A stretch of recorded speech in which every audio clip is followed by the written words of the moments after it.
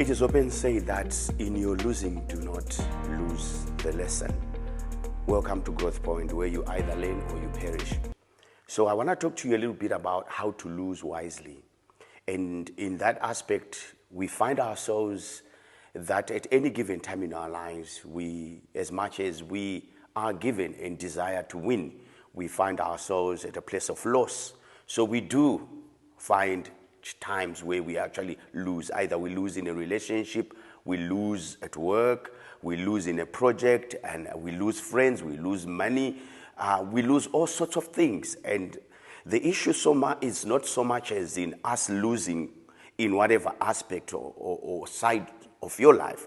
The key thing is, what do you do when you do lose? And that's what I want to talk to you about today. And I'm going to give you 3 pointers on really how to lose wisely. Like I said, when you do lose, do not lose the lesson. I think many a time is when we do lose, we then lose the momentum, we lose the morale, and we end up losing the lesson itself. One thing that I've come to understand about life is that life is a very good teacher. And we joke around and we say life will humble you. Not only will life humble you, but if you listen and if you're careful and if you pay attention, close attention to life, life will give you lessons. It will give you lessons that will empower you to achieve your goals and your dreams. So when we lose, how do we lose? We must lose. In that losing, we must maintain grace. What does that mean, maintain grace? That means we must not throw our toys out of the court and make harabadu noises about how you have lost. Just like how many times when you start a journey, you start a journey with a plan, you start a journey with a strategy, with a vision in mind. And when you take a wrong turn and you find out that you are now headed where you didn't want to go, the important thing is to re-step your steps backwards to the place where you got lost and start from that place. What does it mean? It means always count the gains. That's number one. Count the gains in the loss. Count the gains in the loss. If I want to travel to a place that is 20 k's away from here, and halfway somewhere I get lost or I get tired, instead of just crying about the fact that I didn't finish the race, I must celebrate the fact that at least I did make 8 kilometers, I did make 10 kilometers, I did make 15 kilometers. Because at the end of the day, as much as the attention and focus should be on the goal, we should also begin to enjoy the actual journey. It is the lessons we learn in the process. It is the lessons we learn in the middle that grows us to be the woman, the man that we want to be. So yes, let's look ahead, but let's never forget to enjoy the journey itself. And should we fail, should we lose, let us celebrate the fact that at least we got started. So embrace the lessons that we learn from that loss. Sometimes the loss has nothing to do with you. Sometimes the loss has everything to do with external factors. I don't want to be technical too much about it, but sometimes you do play a part in the other party, and the other person or the other side plays their party.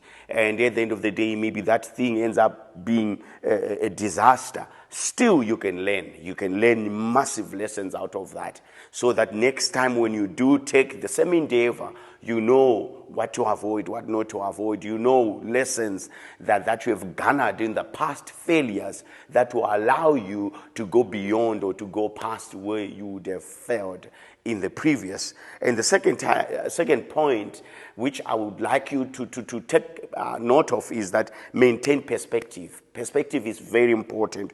What that means is pretty much that in the face of defeat, continue to harness the joy and the passion of why you started in the first place. Continue to maintain the mindset that I'm still going to achieve this thing. Whether it takes me 10 years or 15 years, this is a goal that I want to achieve. I'll give you a very good example. Many people have done my matric, and they would have said, you know what, in XYZ amount of time, I want to do my matric. From my matric, I want to go to varsity, or I want to go to college, I want to do XYZ. And for some reason, you don't pass favorably on your matric. And what happens, it's almost like you have to take it like it's a hump. It's a hump. It's a stop sign to say, stop focus, reassess, re-engage, and go again. So just because your friends are now going the following year to university, and that year you are probably supplementing on the subjects that you would have failed, so it means you're going to be either a year or 2 years behind. What you need to keep in mind is that life is not a race. So they may have gone 2 years ahead. You are correcting what you have gone or done wrong. Once you get it right, then there isn't really any issue, or should you ever put yourself under the pressure of saying, I want to catch up to my friends. Remember, life is not a race. It is not a race. I know we are being told that we are in a race, this, in a race that. That is why we find ourselves focusing on wrong things. Life is a journey. And you must understand that sometimes, and most times, and I want to reiterate this, most times direction is preferred over speed. Just because somebody is moving too fast doesn't necessarily mean that they are going in the right direction. Number 3, focus on the controllables. Focus on what you can control in that space where you have fallen, in that space where you have lost.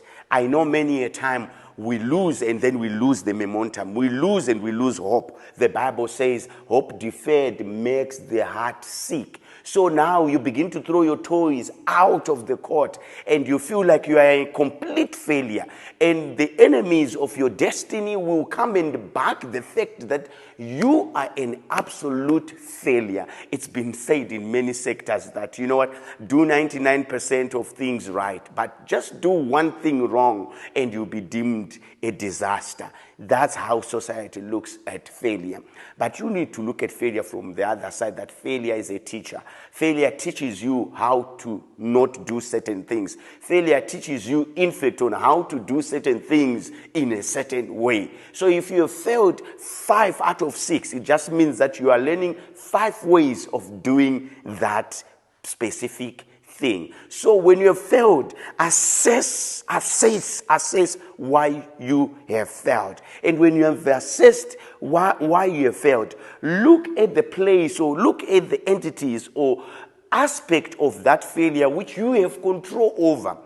Go and maximize and start doing the things that you have not failed from. That will give you a measure of control. That will give you a measure of satisfaction to say, that's when you now bring the statement, at least, yes, I have gotten 3 wrong, at least I've gotten 2 right. Why? Because you've decided to remove your gaze and your focus from the place of pain, from the place of disappointment, to a place where you can look at and say, you know what?